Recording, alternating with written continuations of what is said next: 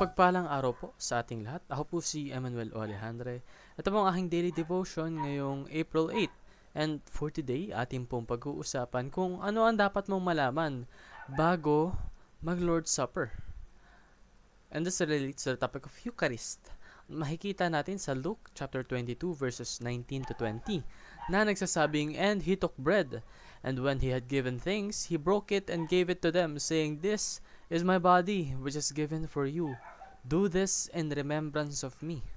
And likewise the cup after they had eaten, saying, 'This cup that is poured out for you is the new covenant in my blood.'" Sa Tagalog, "At siya'y dumampot ng tinapay at nang siya'y makapagpasalamat, kanyang pinagpuputol-putol at ibinigay sa kanila, na sinasabi, 'Ito'y aking katawan na ibinibigay dahil sa inyo. Gawa ninyo ito sa pag-aalala sa akin.' Gayon din man ang kopa, pagkatapos ng hapunan, na sinasabi, 'Ang kopang ito na nabubuhos ng dahil sa inyo ay ang bagong tipan sa aking dugo.'" So, this pertains to the Eucharist. And the Eucharist is mandatory to the church, no? To the gathering.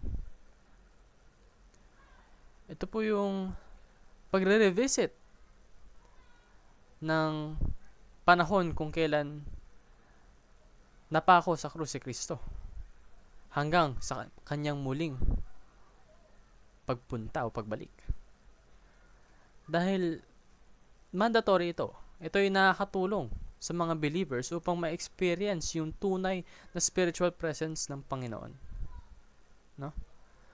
The Eucharist is reliving the Last Supper. And the meaning and value it presents is so huge and big. So, as believers of Christ, we should revisit the cross of Christ. We should perform the Eucharist. And while we do perform that, we should remember the seriousness of Christ's love. Kumbaga, binahagi niya sa atin yung kanyang sarili. Kanyang katawan, kanyang dugo, inialay niya. He served it for us. So what should we do? We should renew our commitment to Christ and to His body, the church. Maging tapat tayo. Huwag tayong susuko. Yan naman po ang aking daily devotion. Maraming salamat sa pakikinig.